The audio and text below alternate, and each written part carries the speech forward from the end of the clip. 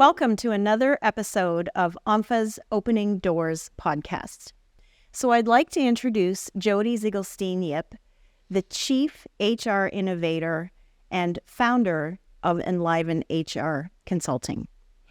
Jodi's has 25 years of experience. She's worked with all kinds of organizations of different sizes in different sectors and is part of the ONPHA team. And so I'm really excited, Jodi, to have you here in person. It's been a little bit of time since we've been together. And welcome. Would you like to introduce yourself a little bit to our audience? Yeah, so, you know me fairly well. And, I think part of the excitement about today's topic for myself is really spending a lot of time with leaders and understanding what's going on, not just in, the HR community, but also in the sector specifically. And because we work a lot in nonprofit housing, I think it's really important for us to have this conversation today. I've been working with leaders now for almost 25 years of, the career that I've had thus far.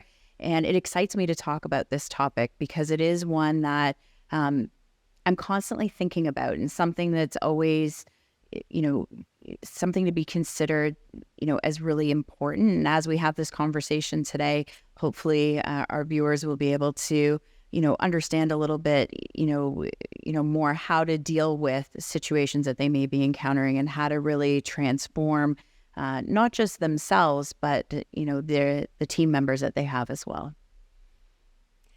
One of the questions that I'll be asking you at the end of the podcast, but I'm asking our audience and our viewers to join us as we think about ONPHA's vision for the future, which is about opening doors through housing where people can thrive and belong in community as we build our communities. And so as you, the listener, are hearing our response and part of our conversation, I will ask you that question at the end of the podcast, Jodi, about what does it mean to open doors? What would the first door be that you open if you had that choice?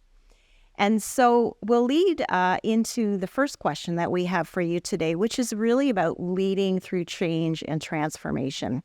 We know that there's a lot of uncertainty, and when I first came to ONPHA a number of years ago, there were a few steps that I had taken to really position ONPHA as an organization. And you know that because you're part of that journey with us. And, it started with engaging with people, listening to what people had to say. From there, we built out a matrix in terms of impact on the organization, ONPHA the organization. We talked about what that means to our team, what it means to finances, what it means to our reputation and goodwill in the community, as well as any legal obligations that we have. And of course, that then led us to something really interesting where we, with the board, developed 4 futures, and we actually thought about what 4 futures might be and how we strategically set up our organization and the sector to respond to those. It amazes me how accurate we actually were as we predicted what might happen in this world and how we prepare our team and our organization for that. So I would really like to hear from you in terms of where would you start as a leader to really prepare yourself and your team for some of these changes that we know are always coming. Mm-hmm. And I do think it's a good point that you say it really starts with yourself. And if you're willing to embrace the change yourself, then you're setting a really good foundation for the rest of the team. It's if you're not adopting the change yourself and you're not seeing it as an opportunity to grow and develop and do something a little bit different, is where the team is going to see the impact of that, because they're going to see that you may not be as engaged as you should be with the change that's going to be happening. You may not be buying into the change. And what's really important is you yourself have to have the right mindset to see in your own mind, I'm actually excited for this change. I'm actually seeing this as that opportunity. As soon as you engage yourself, then all of a sudden it starts to just unfold the way you want it to, because now what you're doing is you're exciting the team. You're having conversations. You're being transparent where you can be to say, look, we have this amazing opportunity in front of us. Some of you may not be seeing it as an opportunity, But let's look at this from a really objective view and say, how can we make this the best that we can? And while transformation is hard and change is hard, and it may not be going in the direction that everybody wants it to, if a leader has the mindset of seeing it as an opportunity and seeing how they engage with their team, we talk a lot about the concept of change leadership versus change management. And really what is really important right now is that our leaders are leading through change and that they're not just change managing, because change managing is just the process side. The change leadership side is how do we get our teams excited for the change? How do we get them mobilized and moving in the right direction? So that's kind of where I would be starting if I were, thinking about myself as a leader in the sector, wanting to really be the best that I can be and really make sure that I'm strong for myself and for my team through a transformation. Right. So using that example of ONPHA at the beginning, after we had developed the 4 futures, we actually developed a strategic plan set on 3 years, and now going into our second cohort of that, or second iteration. And in that change, we've had to actually address quite a bit around culture within our own organization, but also culture within the membership. Can you talk to me about what change of leadership and that cultural environment might do to us? And I think it's really, when we look at change leadership and we look at bringing culture along, what we have to do is establish what the culture is going to be. We know that we want to transform. We know the sector needs to transform. It's started to transform in a really robust way. What we have to do now is say, what's the type of environment we want to have in our organizations? And then the leaders, along with the team, need to figure out what the culture is going to be. It's when leaders do the culture work in isolation where it's not meaningful. You actually have to get the entire team together to say, what does this culture look like? What does it feel like to work in our environment? And then you engage in those conversations. You start to build things in a collaborative way. And what you'll find is engagement levels increase, productivity increases, results increase, and people have this sense of belonging because they've been a part of the build. They've been a part of the transformation where we're looking at, in some cases, either scrapping the current culture and starting from scratch. We may be reinvigorating the current culture that you have. We may be revamping it. There's so many different ways to look at culture, but I always say, if you get the team involved in it and get them collaborating, that's the best place that you can be, because the culture then speaks for itself. You get this feeling that's evoked every time you talk about the organization. And even with ONPHA, we saw that transformation happen because we saw that people started talking about the culture. They started engaging in the work a little bit differently. And so you get this feeling of warmth and excitement when you talk to the team at ONPHA. And so, when you look at organizations, if you're looking at revamping the culture, it's getting everyone involved right out of the gate. So from your perspective, is it about developing a shared vision and moving towards that? So we all know we have a part within the success of achieving that vision. I find it makes it much easier to work. It does. And the shared vision is certainly the first part of it. And then it's really looking at what are those behaviors that we want to be exhibiting. As a group of individuals coming together every day, what do we hold true to one another? What are those behaviors that we want to exhibit? What do we want the outside, what do we want, members to look at us when they're looking internally? What do we want, if you're talking about, a provider, what do you want tenants to see? When they're dealing with individuals, you want to have common behaviors or a set of behaviors that everybody's exhibiting. Yes, things are not always neat and tidy. And as you know, from your broad experience that you have, that there's so many factors and there's different audiences actually. So how would you pair yourself to different stages of that magnitude in terms of impact that you're looking, and the transformation, the power of human resources to make those meaningful changes? What's that critical piece of advice that you would have for us? I would say the critical piece is making sure that you're doing things in a meaningful way and that you're not just creating things for the sake of creating things, because what you don't want to do is overload the team. You don't want to overload, I'm going to say, this system. There's a lot to be said about simplistic HR programs that align to the vision, that align to the strategic direction of the organizations, where you don't have to overcomplicate it. I always find if you overcomplicate HR, that's when it becomes complex. That's when it becomes messy. If you simplify things to its most basic and say, what do we fundamentally need in our organizations to have a really robust, HR offering? It's not about the complexity or the messiness of it. It's about the simplicity and how talk about the life cycle, the employee life cycle, how everything starts to talk to one another. So from the second you attract somebody into the organization to the recruitment stage of it, to onboarding, to, training and development, to, employee engagement, every single activity should talk to one another versus having these programs in isolation of one another, which is the complexity and the messiness of it. So that's where I would say, organizations should have a good starting point is really look at what do you have right now and how do you simplify? How do you make sure that you have the core offering, but you don't need much more than that. Right.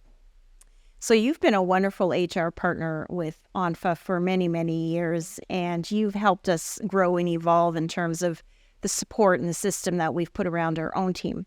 So for our audience today, do you have one piece of advice in terms of where an organization or a leader within their own organization might start?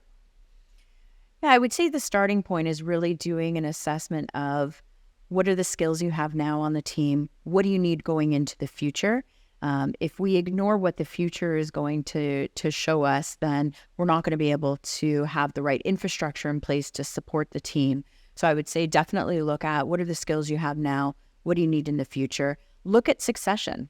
Succession is one of those things that more organizations are starting to pay attention to because what they're saying is, if I build capability in my team now, where we do have people who are retiring from the organization, we actually can fill that role seamlessly without this, hiccup. And we can actually build talent internally versus buying it from the outside, which can get very expensive.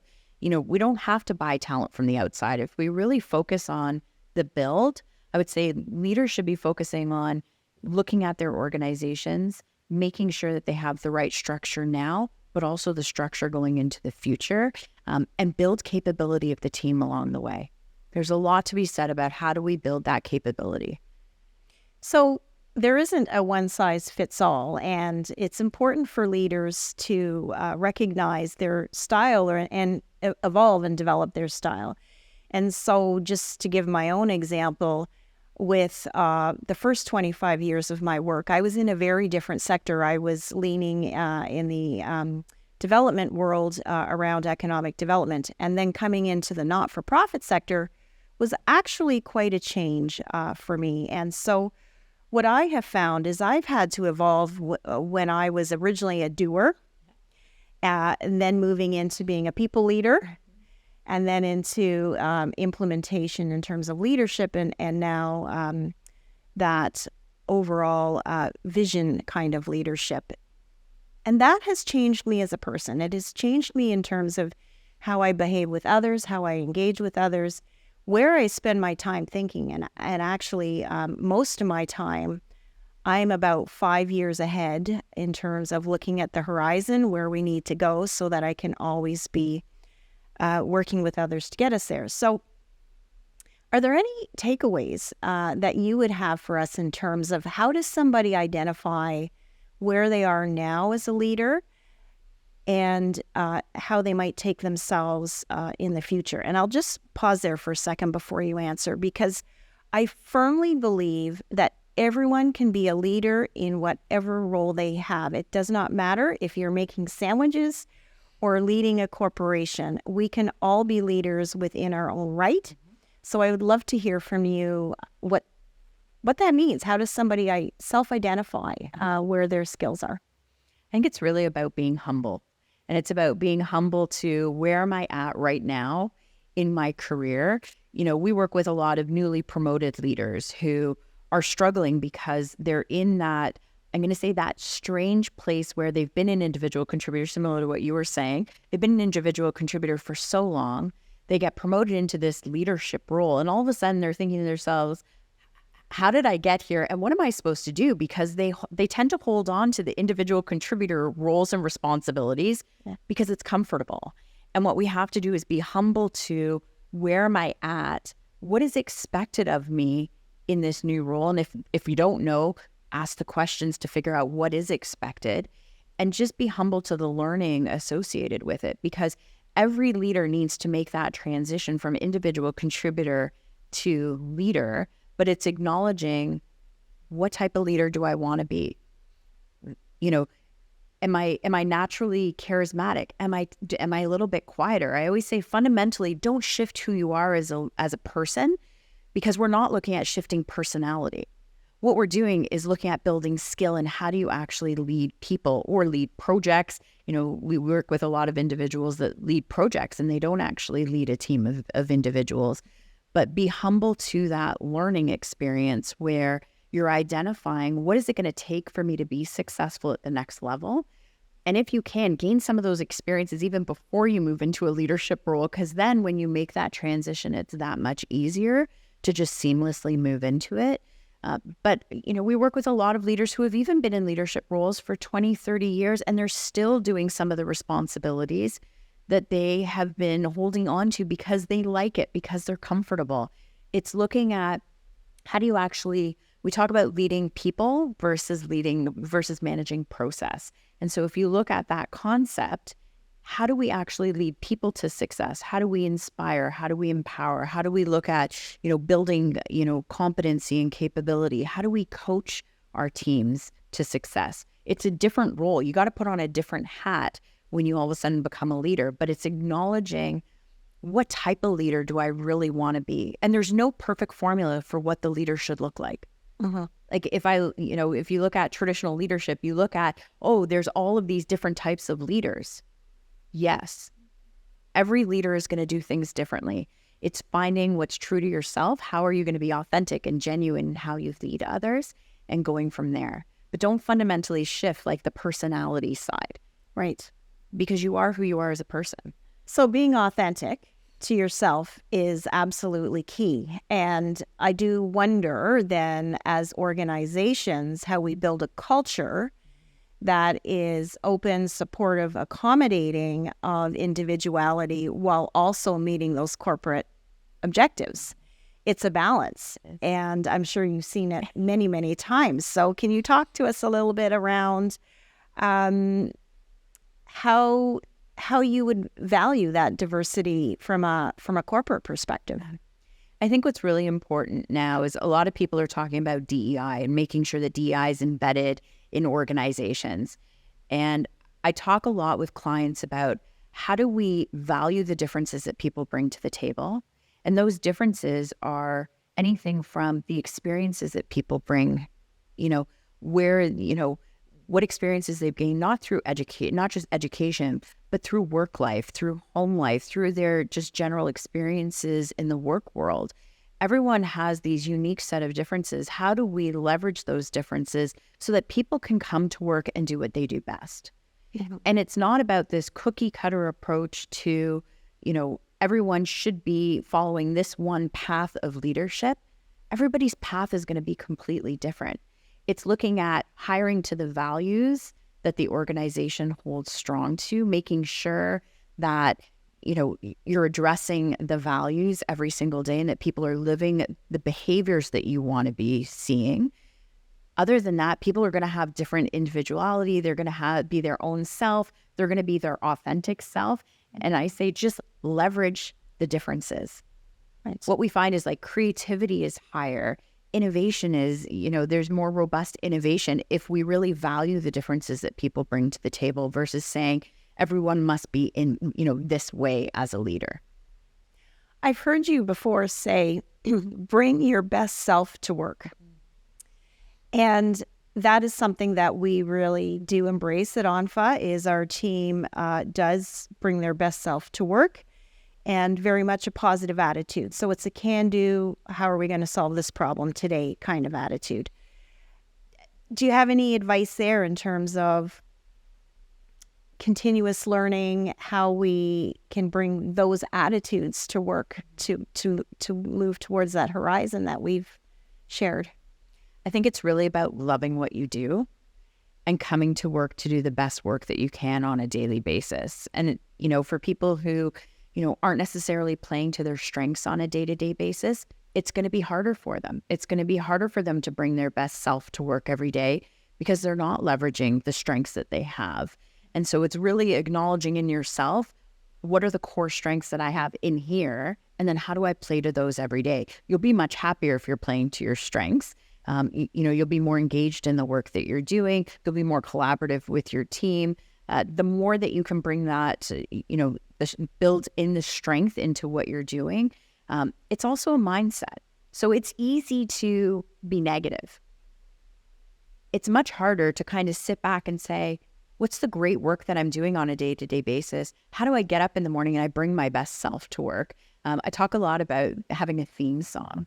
And if you're in a rut in any particular day, I always say, choose that theme song that just gets you in the right mindset to do great work.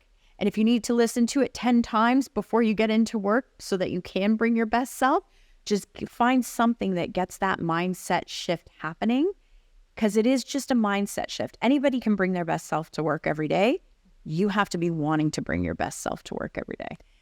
And that is actually what I noticed in the not-for-profit sector that is very, very healthy, is the mission-driven passion that the team has, that our sector has, is so incredible. And it's not something I had experienced before, in that this is so much more than a job. It's about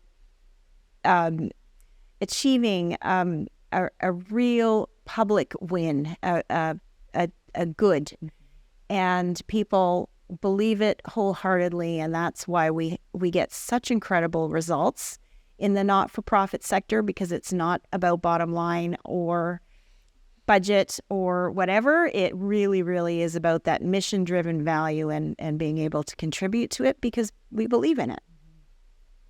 Yeah. So Jodi, I know you have a course coming up, Leading with Impact. We've had our first cohort complete that course. You had really great response from our participants. I'd like to hear more about what you'll be teaching. Yeah, and the nice thing about the Leading with Impact program is it's really for all leaders. So it's not really segregated to a new leader. We've worked with leaders who have been leaders for many, many, many years. There is always a skill build that should be happening. And there's always that, when you look at leading others, there's nothing new to leading others. It's more about how do we refine our skills? How do we learn the best practices that we can, so that we can do what's right for the team when they come into work every single day. The topics that we are covering a lot on change leadership and change management. We're talking about coaching. We're talking about how do you manage performance effectively? How are you going to be dealing with conflict? What's the law? We find a lot of leaders don't know the basics of HR law. And it's really important, because what you don't want to do is say the wrong thing and get yourself or the organization into trouble. So we cover, some legislation. We talk about what that means. We talk a lot about how do you create high-performing teams? How do you deal with employee engagement issues? It's really I'm going to say a full program offering that allows a leader, regardless at what level, to hone their skills, make sure they're doing right by the organization, make sure that they're doing right by themselves and their teams. And so it is really that, robust program. There's lots of interaction that happens. That's the part that I actually love the most, is just hearing the stories from the providers and hearing the stories from the leaders on, I'm struggling in this area. I have a team. They're not necessarily operating in the way that I want to right now. There's maybe some gossiping going on, maybe some negativity. How do I get beyond that? So we deal with the real issues that these leaders are experiencing. And so it is a really robust program, because we do get to the heart of what are some of the hiccups that, these leaders are experiencing, and we resolve them in our sessions with them. Right. This sector is going through a big transformation. So we talked about change leadership and empowering through our teams. And We know as a sector where we're sort of at this 30-year cusp where there is quite a bit of succession planning and turnover as the next generation is taking over and essentially building this generation version 2.0 of community housing. So what we're hearing from our membership is a lot around bringing those who've been in the sector to a leadership position, so growing sort of that homegrown solution, in tandem with bringing new leaders into communities. And so you really have a pool of two kinds of leaders, and your course will help bring those teams together and help everyone rally around that shared vision for the organization. Yeah, and I would say even if you have someone in an organization who you're thinking about as a high potential talent, you're thinking about potentially moving them into a leadership role, this is a perfect program for them. It would really prime them with the right knowledge, the right tools to be able to be successful in those roles, particularly as that succession planning needs to start to transpire in the right ways by building the talent internally. Mm-hmm. We have seen great success of, I'm going to call them emerging leaders taking programs like this, where when they do get that opportunity to lead, they're actually that much further ahead. And what we find is the stats are kind of staggering for me as somebody who develops leaders, for 80% of my time. There's only 25 to 27% or 27 to 29% of people who are actually successful at the leader level. And the reason for that is we don't focus on formal leader development. So without any kind of formal leader development, 27 to 29% are successful. If we can get developing more and more leaders, what we're going to find is those percentages are going to be way better. We're going to find people are going to move into those roles and be hugely successful. Mm-hmm. And I mean, particularly in this sector, we can't afford for them not to be successful. And so we do need to spend that time, effort, and energy on the front end, working with them, get them the skills that they need so that they can be successful when they move into them. So that's something that I always think is really, really important. So second cohort is coming up in February and March. Mm-hmm. So for anyone who's interested, please check us out at ONPHA and with Enliven HR. So we're now moving into a segment that's the fun. Okay. And this is about us getting to know you a little bit better. We have some rapid fire questions. I have 10 questions specifically. So what I'm looking for is a one-word answer from you. If you go more than one word, that's okay.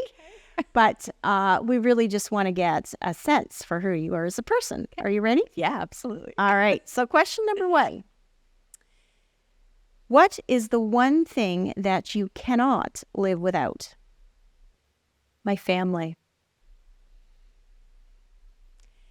What was your dream job as a child? My dream job was actually to be a marine biologist. Are you a cottage, country, or city mouse? Cottage. What doors are you most interested in opening? I would say it's probably, because I focus on leader development, it's really working with leaders to make them better. And that's really the door that I think is going to not just transform the sector, but just transform organizations. So that's the authenticity that we talked about earlier. What is your most surprising hobby or talent? I'm a huge hip hop fan, and I actually love to dance around the house. The many sides of Jodi. Yes. Who's your most loved fictional character? I'll go to my favorite movie, which may help us kind of identify that. It's actually Dorothy from The Wizard of Oz. She looks for so many different paths to get back home. Mm-hmm. And so I would say that that's probably going home. Yeah. Is it's important. Yeah. So family and going home. Mm-hmm. What makes you feel like you belong?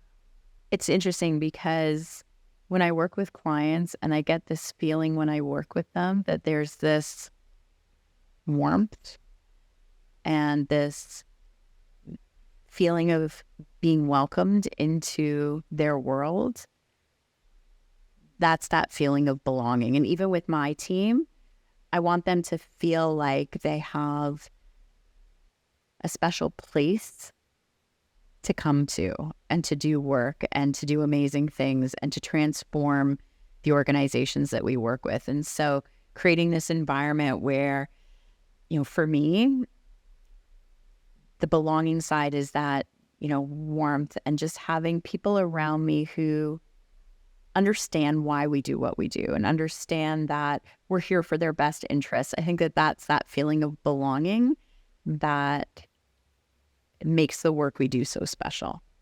So great response. What's one word to describe your approach to people? I'm going to say hands off. My approach to people, I'm a pretty hands-off person. I like people to spread their wings, and I want to see them do amazing things, and I'm there to support them along the way. But I really believe in the importance of just letting people grow and do their thing, and the best comes out of them when they are allowed to do that. Agreed. If you could invite one famous person to your kitchen table, who would that be? Oh. You're probably going to laugh at this response, but I would actually say Matthew McConaughey. For some strange reason, his acting has always been something that I've admired. And I'd probably want him to come and have dinner with us one night. There's always stories. Everybody has a story, and it's always fascinating, and it's almost usually not what we expect, right? Last question. If you had one wish, what would that be? I'm going to say to live a long, healthy life and have amazing friends and family surrounding me all the time. Thank you so much. Thank you. Thanks for having me today. So to our listeners, we've had a really great conversation with Jodi Zigelstein-Yip with Enliven HR. She's brought to us some really interesting perspective with all of that experience that she's had over time. And of course, she's an important member of the ONPHA team and working with us to develop our own organization as we serve the sectors. So thank you so much for joining us at the ONPHA Opening Doors podcast. We look forward to joining you every month with new content to bring our community together.